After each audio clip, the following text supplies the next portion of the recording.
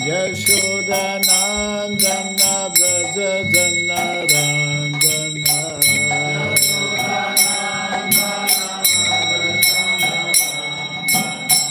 Jamuna Tira Vanachari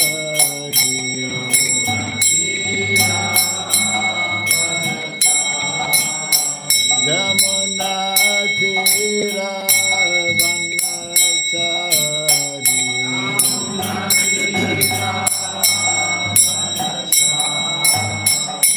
Jaya Radha Madhava Kunda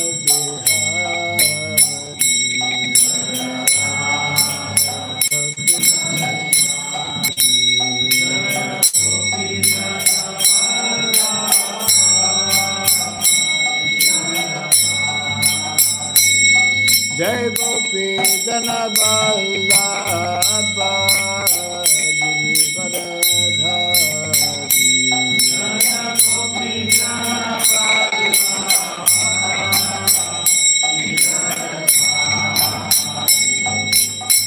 Yashodanandana Braja Janarandana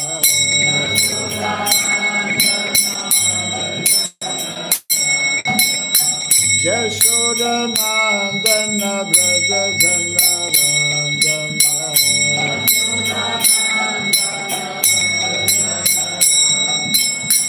Jamuna Tira Vanachari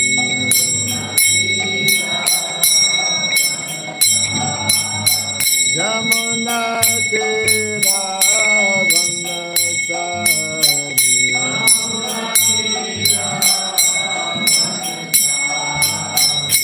Jaya Radha Madhava Kunda Bihari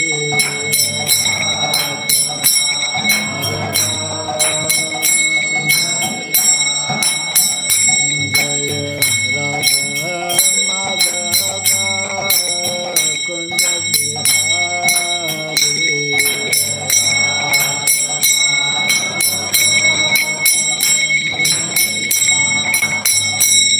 Jai Radha Madhava Radha Madhava Radhe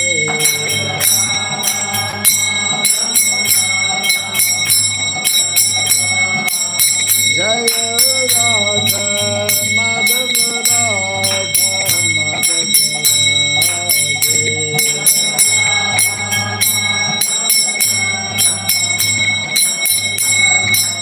Jaya Prabhupada, Jaya Prabhupada, Prabhupada,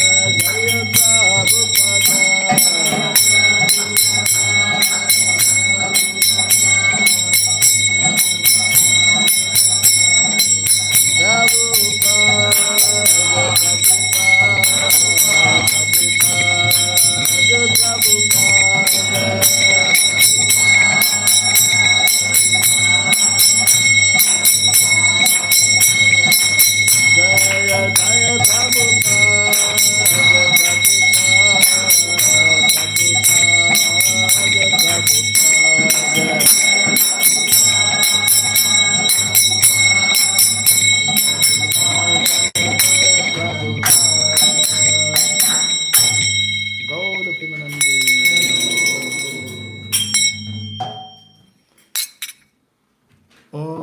Ajnanatimirandasya Gyananjana Salakaya Taksurinmiritam Jena Tasmai Sri Gurave Namaha Sri Chaitanya Manobhistam Astapitam Jena Bhutale Swayam Rupa Kadamahyam Dadati Swapadantikam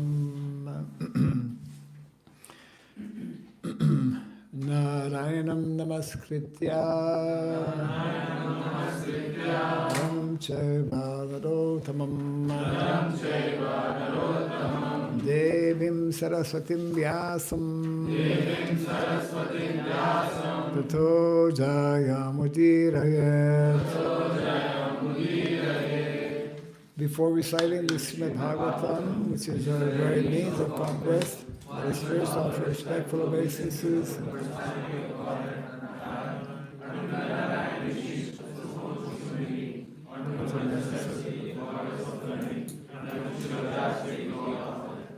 Nasta prayasya bhadreshu Bhagavati tamasloke bhakti bhavati naistiki.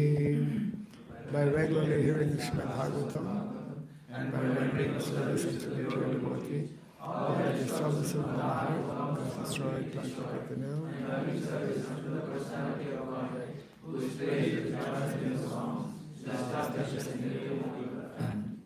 Idam Bhagavatam Nama Pranam Brahma Samitam Tamasloka Charitam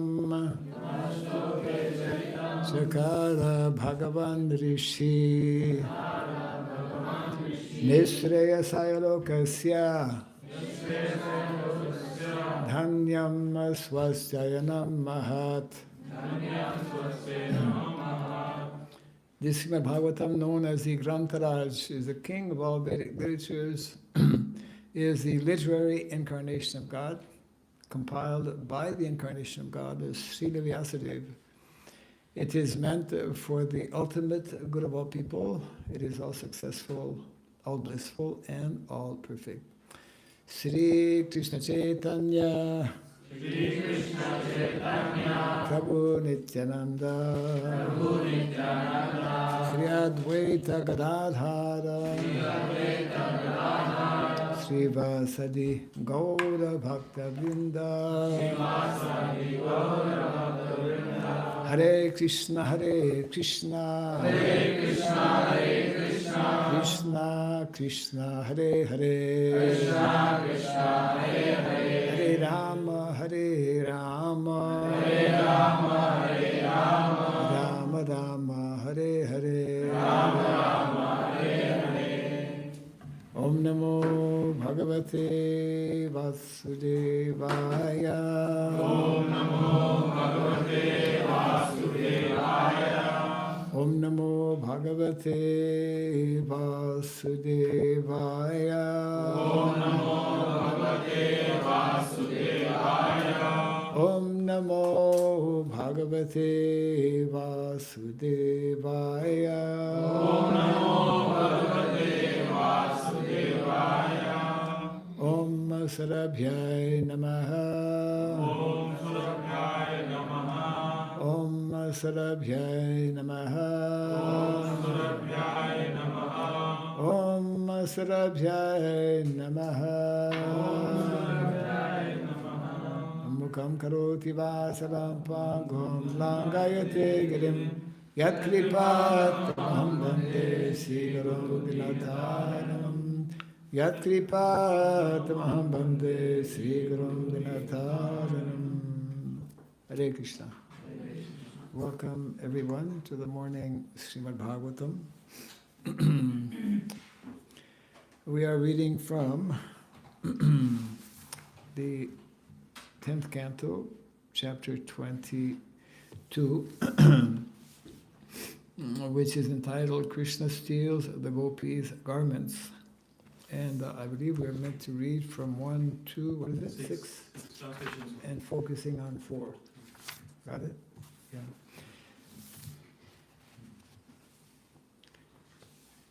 So since 4 actually has a fairly long purport, I'll just read the English translation of text 1 to 6, and then we will come back and actually chant text number 4. So this is text number 1. Translation and purport by the followers of His Divine Grace, A.C. Bhaktivedanta Swami Srila Prabhupada Ki. Shukadeva Goswami said, during the first month of the winter season, the young unmarried girls of Gokula observed the vow of worshipping goddess Katyayani. For the entire month, they ate only unspiced khichdi. Yeah. Bland. Purport. The word Hemante refers to the month of Margashirsha, from approximately the middle of November to the middle of December, according to the Western calendar.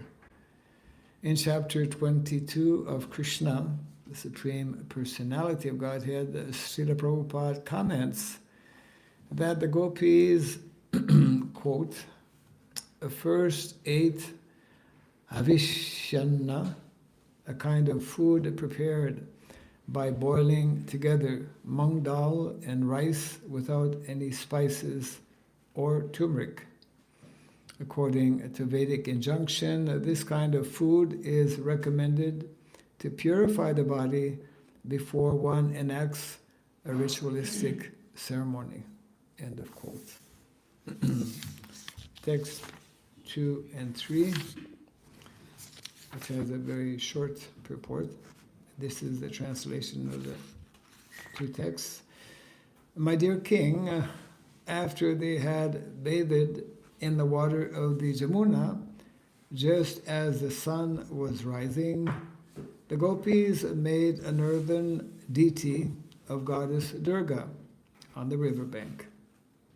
Then they worshipped her with such aromatic substances as sandalwood pulp, along with other items both opulent and simple, including lamps, fruits, betel nuts, newly grown leaves, and fragrant garlands and incense.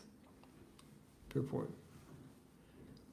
The word balibhi in this verse indicates offering of clothing, ornaments, food, and so on.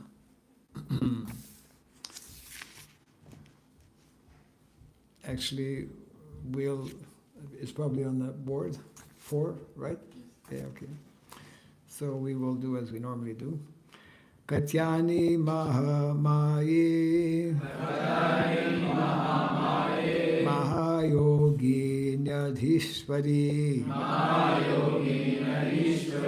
Nanda Gopa Sutam Devi Patim Me Kurute Namaha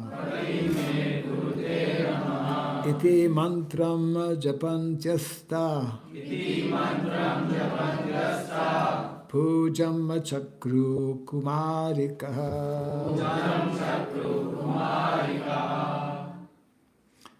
Katyayani Mahamaye Mahayoginyadhishwari Nanda Gopa Sutam Devi Patim Me Kurute Namaha Iti Mantram Japatyaste Pujam Chakru Kumarikaha Katyayani Mahamaye Mahayoginyadhishwari Nanda Gopa Sutam Devi Patim Me Kurute Namaha Iti Mantram Japantyasta Pujam Chakru Kumarikaha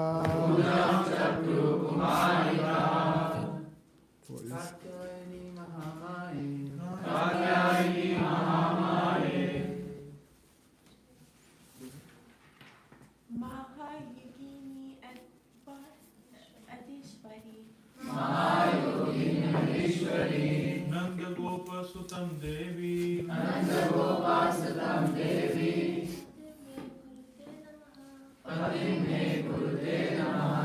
Iti Mantram Japantyasta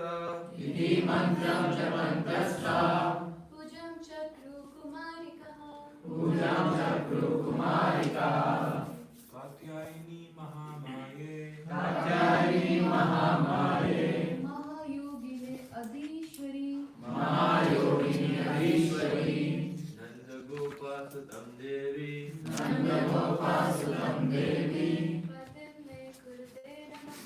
Patim me kurte namaha. इति मंत्रम जपन्तस्ता Pujam Chakru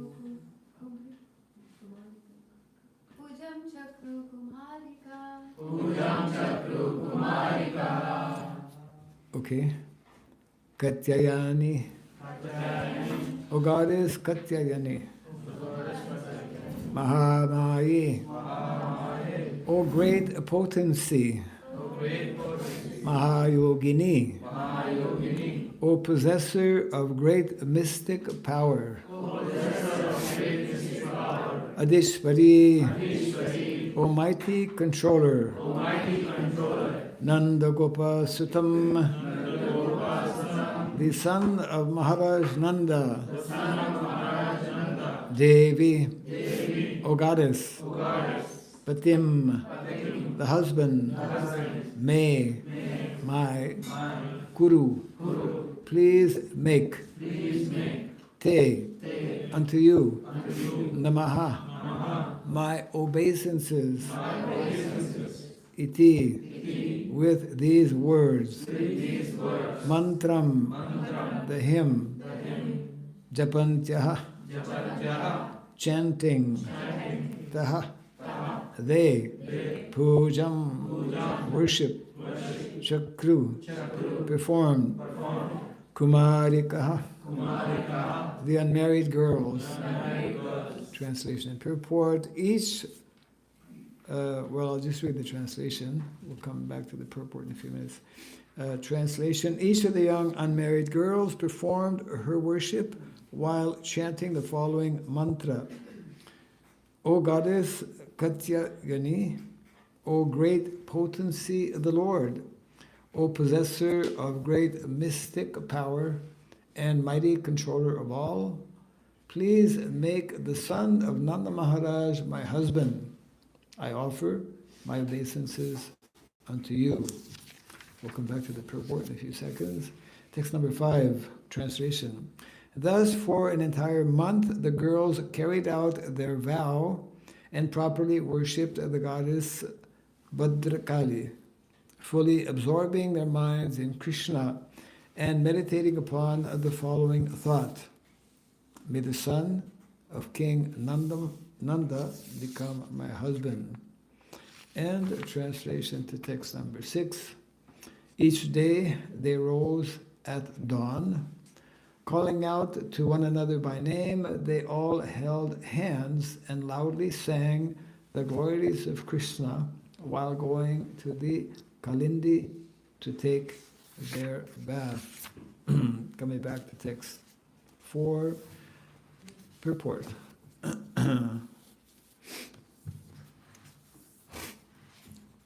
According to various acharyas, the goddess Durga mentioned in this verse is not the illusory energy of Krishna called Maya, but rather the internal potency of the Lord known as Yoga Maya.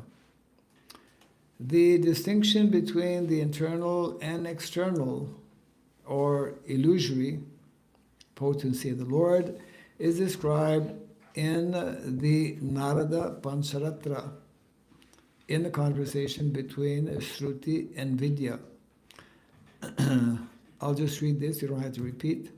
Jana cheka parakantam shaiva durga tadatmika ya para parama shaktir mahavishnu swarupini yasya vijnana matrena paramnam paramatmanaha muhurtad devadevasya praptir bhavati nanyatha ikeyam prema sarvasva svabhava gokuleshwari anaya sulabho gneya Adi Devo Kileshwaraha Asya Avarika Shaktira Mahamaya Kileshwari Yaya Mud Mugdam Jagat Sarvam Sarve Deha Bimani Naha. Translation to these verses as follows. The Lord's inferior potency, known as Durga, is dedicated to his loving service. Means Krishna. Being the Lord's potency, this inferior energy is non-different from him. There is another superior potency whose form is on the same spiritual level as that of God himself. Simply by scientifically understanding the supreme potency, one can immediately achieve the supreme soul of all souls, who is the Lord of all lords. There is no other process to achieve him. That supreme potency of the Lord is known as Gokuleshwari, the goddess of Gokula. Her nature is to be completely absorbed in love of God, and through her one can easily obtain the primeval God, the Lord of all that be. This internal potency of the Lord has a covering potency known as Maya, who rules the material world. In fact, she bewilders the entire universe, and thus everyone within the universe falsely identifies himself with the material body. End of quotation of the verses we just quoted. From the above, we can understand that the internal and external, or superior and inferior potencies of the Lord, the Supreme Lord, are personified as Yogamaya and Mahamaya, respectively. The name Durga is sometimes used to refer to the internal superior potency, as stated in the Pancharatra quote. In all mantras used to worship Krishna, the presiding deity is known as Durga, end of quote. Thus, in the transcendental sound vibrations glorifying and worshipping the absolute truth, Krishna, the presiding deity of the particular mantra or hymn, is called Durga. The name Durga therefore refers also to that personality who functions as the internal potency of the Lord, and who is thus on the platform of Shuddha Sattva, pure transcendental existence. This internal potency is understood to be Krishna's sister, known also as Ekanamsha or Subhadra. This is the Durga who was worshipped by the gopis in Vrindavan. Several acharyas have pointed out that ordinary people are sometimes bewildered and think that the names Mahamaya and Durga refer exclusively to the external potency of the Lord. It's very interesting, actually, because most of us, we generally think of or understand Durga to be representing Maya only. And here is nicely explained with references also that sometimes, and especially in this case, when the gopis are worshipping Durga, they are worshipping Durga in the context of her being actually an expansion. Durga Devi is actually an expansion of Radharani. And of course, the rest of the purport here will also explain that even if one is worshipping Durga with another understanding, especially in the case of the gopis, it is also all right. But most of us, or most people, worship whether it is Durga or any demigod in the material world, generally people who, being devoid of proper knowledge, proper understanding, worship such demigods for material gains. Let's hear the conclusion, the last actually 2 paragraphs that will explain a little further here. Even if we accept hypothetically that the gopis were worshipping the external Maya, there is no fault on their part, since in their pastimes of loving Krishna, they were acting as ordinary members of society. Srila Prabhupada comments in this regard, quote, "The Vaishnavas generally do not worship any demigods. Srila Narottam Das Thakur has strictly forbidden all worship of the demigods for anyone who wants to advance in pure devotional service." Yet the gopis, who are beyond compare in their affection for Krishna, were seen to worship Durga. The worshippers of demigods also sometimes mention that the gopis also worship goddess Durga. But we must understand the purpose of the gopis. Generally, people worship goddess Durga for some material benediction. Here, the gopis could adopt any means to satisfy or serve Krishna. That was the super excellent characteristics of the gopis. They worshipped goddess Durga completely for 1 month in order to have Krishna as their husband. Every day they prayed for Krishna, the son of Nanda Maharaj, to become their husband. End of the quote. This was a quote from Srila Prabhupada. It's not mentioning from where, but it's a quote from Srila Prabhupada. And the end of the purport here, the conclusion is that a sincere devotee of Krishna will never imagine any material quality to exist in the transcendental gopis, who are the most exalted devotees of the Lord.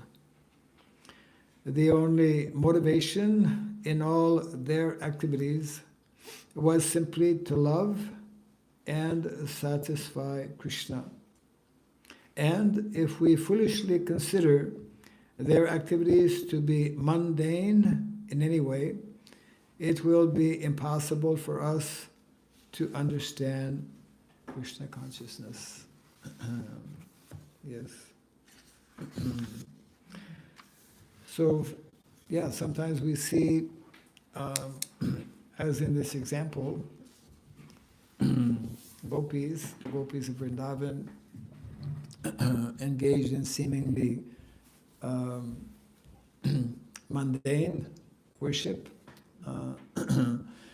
And of course, as explained here,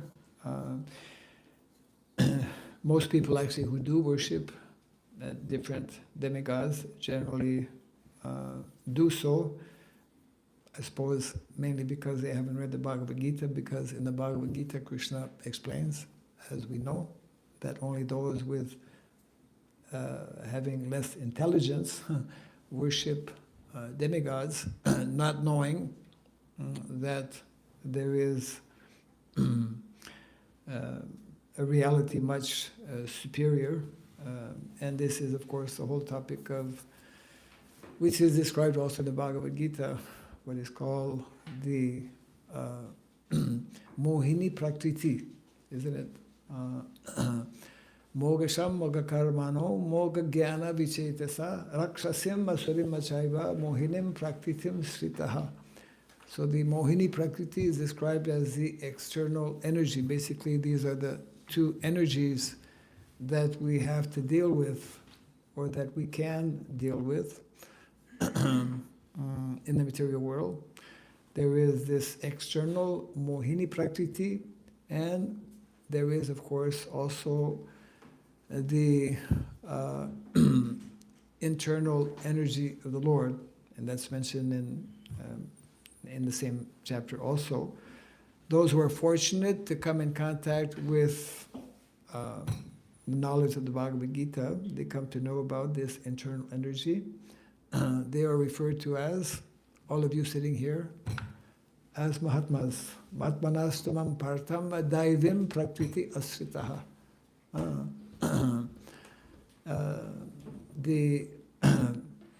So therefore there is this internal energy of the Lord, which is actually bhakti or devotional service. So we see this example here of the gopis worshipping Durga Devi for the primary goal and purpose. Not that this should give us a license to start worshipping different demigods, but somehow in this example of the gopis, worship of Durga Devi is there. Of course, just like in the, Brahma Samhita. In the Brahma Samhita, we also worship Lord Shiva. There was also Durga Devi mentioned as well. But we see them, we understand them as actually agents of the Lord, and we see them actually as servants of the Lord as well. And our ultimate goal and purpose, similar to that of the gopis here, is somehow or other that we also find ourselves totally absorbed or involved in the service of Krishna. The Bhagavatam, especially in the first canto of the Bhagavatam, mentions how even if one has material desires, akama, sarva kamova, moksha kama udharati, trivena bhakti yogena. So bhakti is the ultimate. Bhakti is what all of us ultimately should be aspiring for. And as the verse I just quoted mentions, even though we may have some material desires, still we should be engaged in activities of bhakti or devotional service. There's a nice verse also explaining how those who engage in bhakti or devotional service, Vasudevi Bhagavati Bhakti Yoga Prayojitaha Janayati Ashu Vairagyam Jnanam Sayad Ahaitukam. Our problem in the material world is that we are in so many ways attached. We are conditioned because of this attachment, and we are lacking in knowledge, in transcendental knowledge. The process of bhakti is such that easily, automatically, ahaituki, causeless jnanam, causeless knowledge and causeless detachment will follow when we engage in activities of devotional service. That means when we take shelter, these are the two energies, the external energy of the Lord or the internal energy. So the external energy is actually control or under the supervision of Durga Devi, and actually keeps away the living entities from Krishna because they are not yet ready to serve Krishna. But if one is fortunate to come in contact with the internal energy of the Lord, means if one is fortunate to come in contact with devotees, then one will begin to cultivate this. It's actually above transcendental knowledge. There's a nice differentiation that is made by Srila Rupa Goswami. We're not simply interested in spiritual activities or transcendental activities. We are specifically, and this is like a major, we could say, difference, we are especially interested, or mainly interested, we could say exclusively, also interested in what is called devotional activities. Srila Rupa Goswami explains these 3 levels of happiness, right?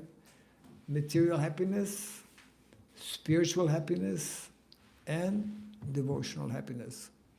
And that devotional happiness brings one to what is meant to be the perfection of all levels of happiness that we know, of course, as prema, Krishna prema, which is only possible through the process of seva. Just like those of us, all of us, who are meant to be followers of Lord Chaitanya especially, is his lila or his pastime is to especially demonstrate personally, as he did, this prem ananda, isn't it?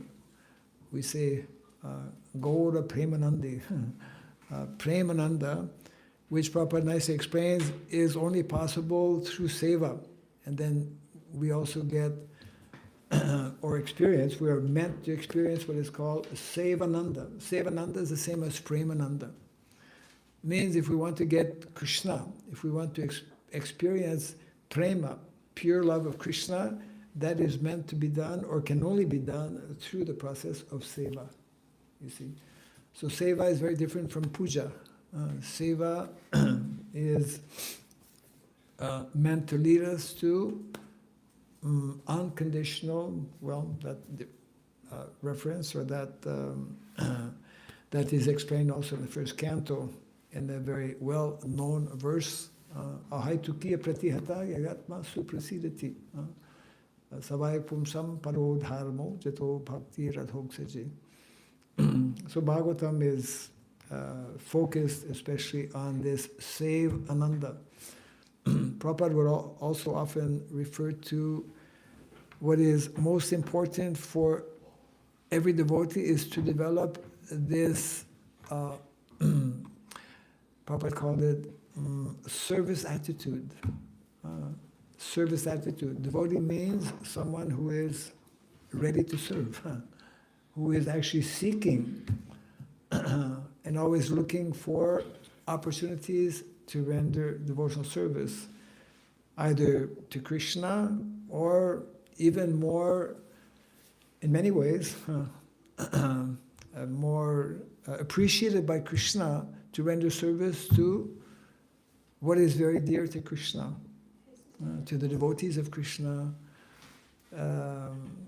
to, for example, saintly persons, brahmanas, cows, they're all very dear to Krishna. So Krishna becomes even more pleased and he will reciprocate even more with his devotees when he sees us being conscious of the importance of serving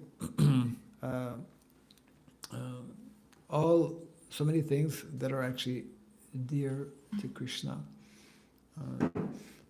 So becoming Krishna conscious. Becoming Krishna conscious doesn't mean just being conscious of Krishna, but also even more so, small example I often like to share. Probably many of you have been to Vrindavan. Who's been to Vrindavan? Yeah, okay. Depends in which country I ask this question, but yeah, Canada, nobody's asked. So in Vrindavan, since this is a text describing some Leela in Vrindavan, the Brajavasis, they have a particular mindset, naturally. Their mindset is connected very much with this whole idea of seva. So there is a whole system of madhukari, right? Did anyone ever perform madhukari? Okay, you're missing out. So every day, sadhus in Vrindavan, they go from door to door. Maybe they have like a particular area. They go maybe 3, 4, or 5 doors, whatever.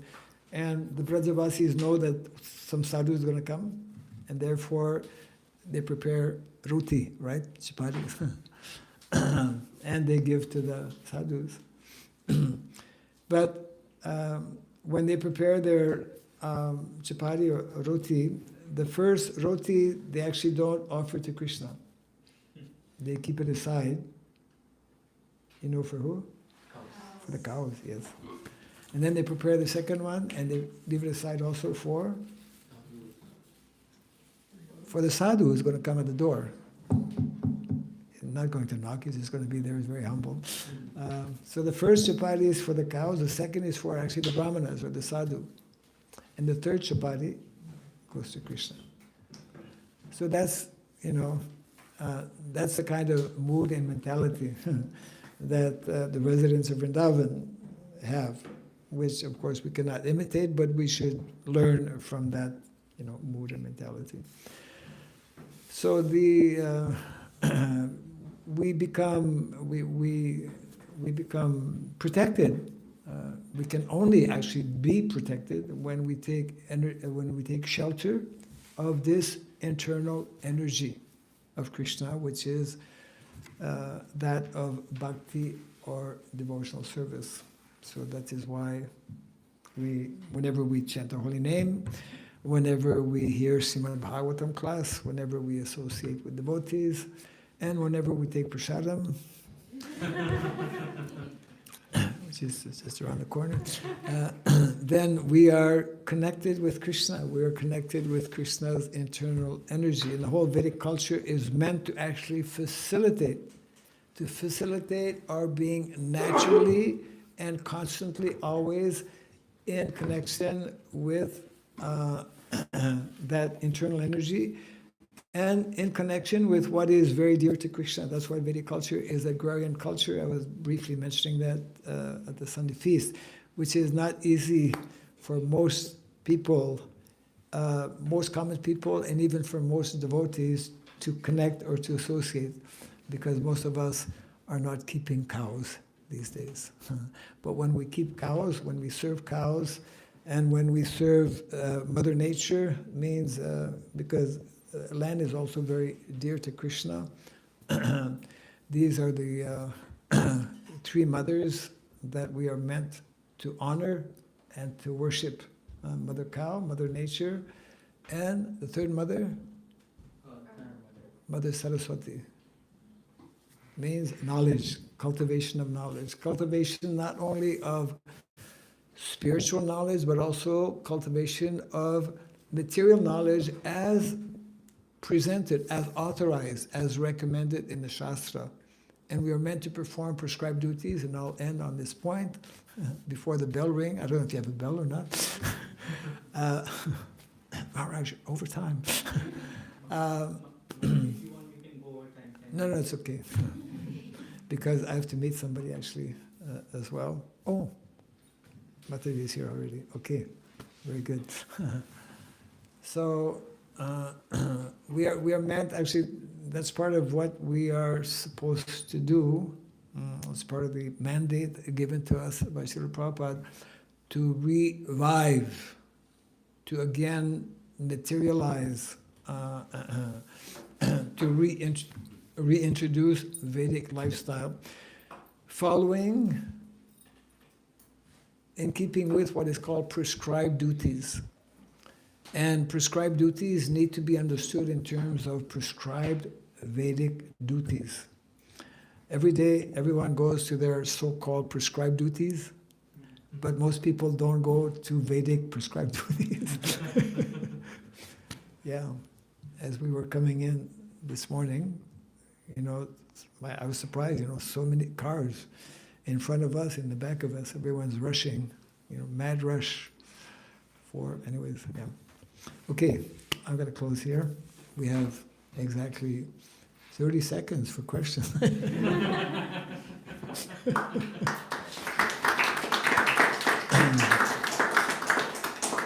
I finished on time. Any quick question or comment? So my question is, I just want to clarify. So Yes. Based on Vedic, they say we should not worship demigods. Because let's say, for me, it's surprising when people say they worship Ma Kali to gain material. Because how I worship her, she gives me power to go through my dark side, my demons, to heal. And then, but I just think she's also a devotee of the Lord. So Yes. I believe like each demigod is just here to help us with their power, but also under Krishna consciousness, if that makes sense. Yes.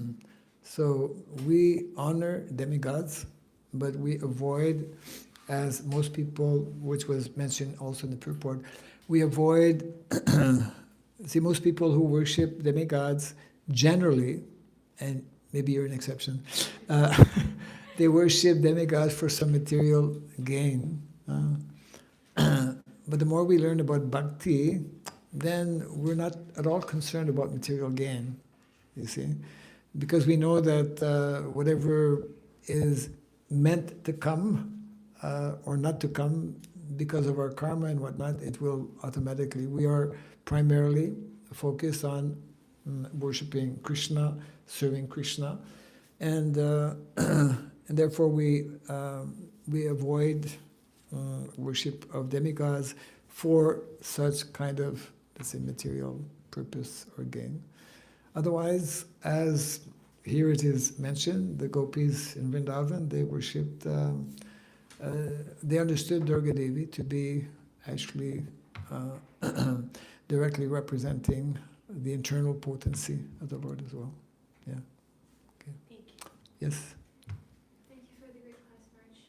Maharaj, you mentioned that Premananda and Sevananda is only got by doing seva. Premananda, Sivananda is only It's only, we get it by doing seva. by doing seva, yes. And it's different from puja. And it's different from puja. Yeah. Can you help us can you help me understand this difference between seva and puja? So we should stop doing Tulsi Puja.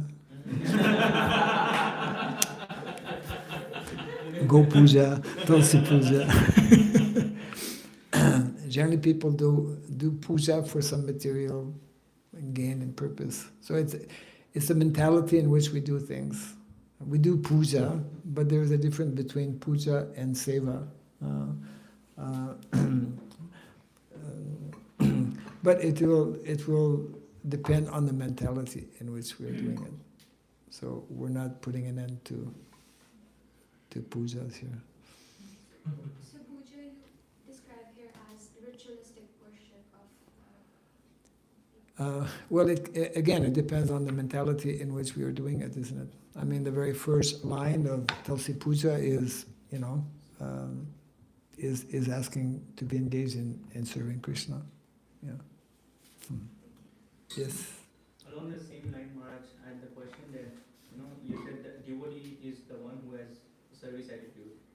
So how can you cultivate that service attitude? How to cultivate service attitude? By serving. Well, the more we associate with people who are serving, it will rub off, so to speak. I mean, association is nicely described in the 22nd chapter of the Chaitanya Charitamrita, Madhya Lila. which is entitled actually Pure Devotional Service, through Sadhu Sangha. Krishna Bhakti Janmamol Hoy Sadhu Sangha. Through association of devotees, the natural quality, the natural ability, the natural tendency of seva, service, will begin to awaken. Yeah. There are many ways as well, but that's one of the more powerful ways. Yeah. So would you say that seva is with no expectation, just living your life in all encounterments as though everything, every encounter, every person, every animal, every situation is Krishna? Everything is Krishna, but specifically your question is?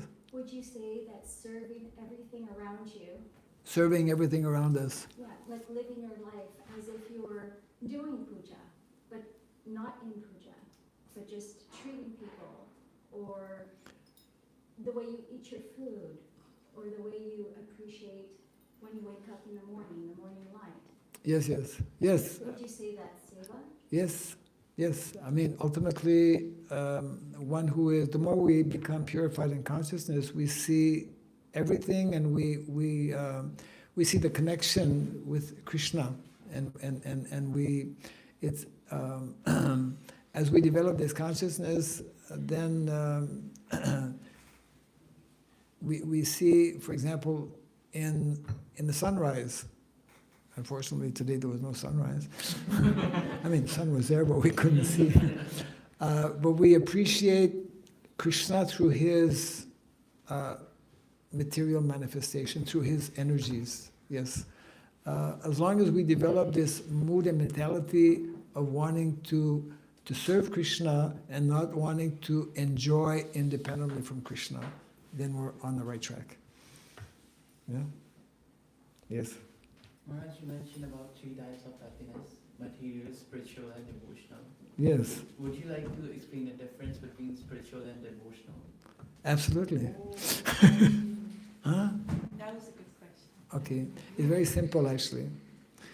Generally, those who are transcendentalists or spiritual, they are devoid of the understanding of the personality of Godhead. They believe in God.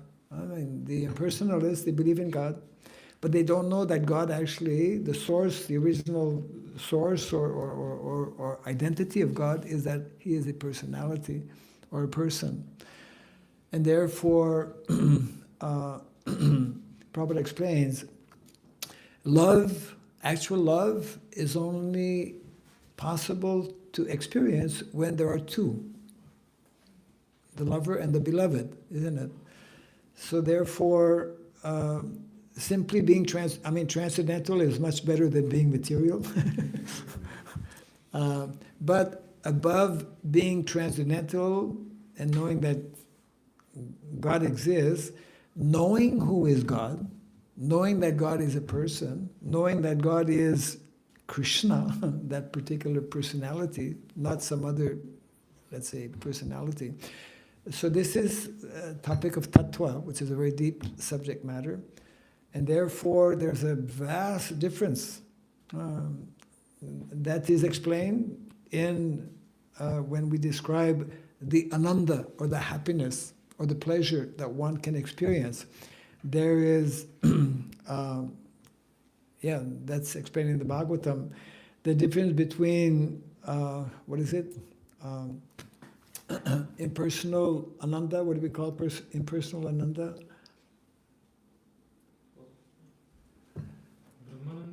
Brahmananda, yeah. Brahmananda is a type of ananda which is superior to material ananda or material happiness, but far, far superior than Brahmananda is Premananda.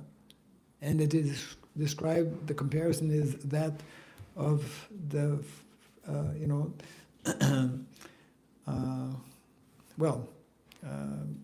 Brahmananda is very insignificant when we begin to understand and to experience what is called Premananda. That's the difference between impersonalism and personalism, basically. Yeah. Yeah. Okay? One last question or comment.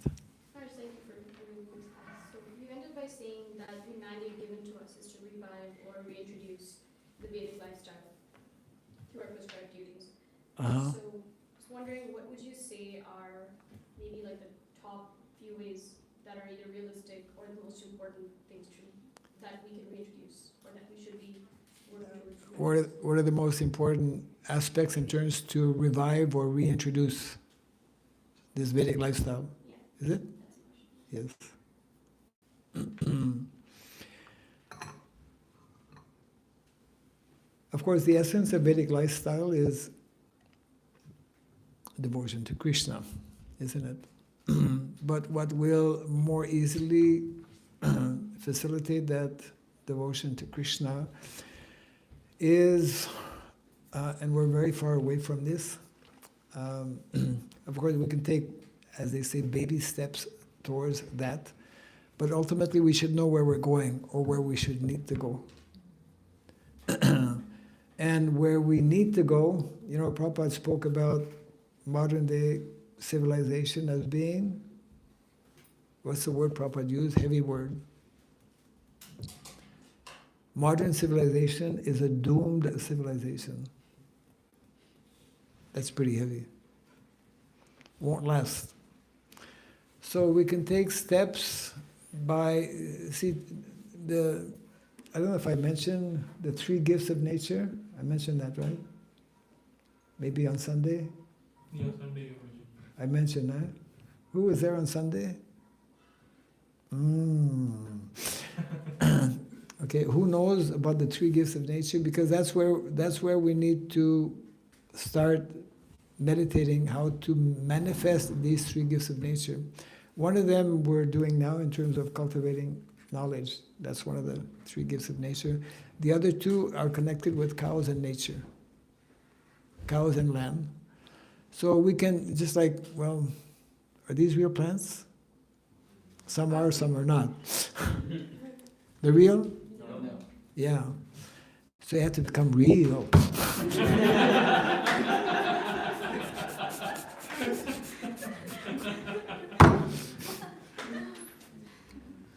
Yeah.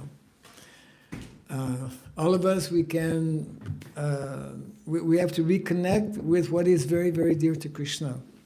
Bhakti, of course, I mean, so even in a temple, even in your home, wherever you are, you can I mean, it may seem like not so important, but actually it is very important to reconnect with nature. You can start growing some plants. Krishna explains, our acharyas explain that when we offer something that we grow ourselves to Krishna, the value is 100 times more. If we want to advance more quickly, then we will connect with what is very dear to Krishna, isn't it? I mean, you can read 1:9:26. Make a note of it. 1:9:26.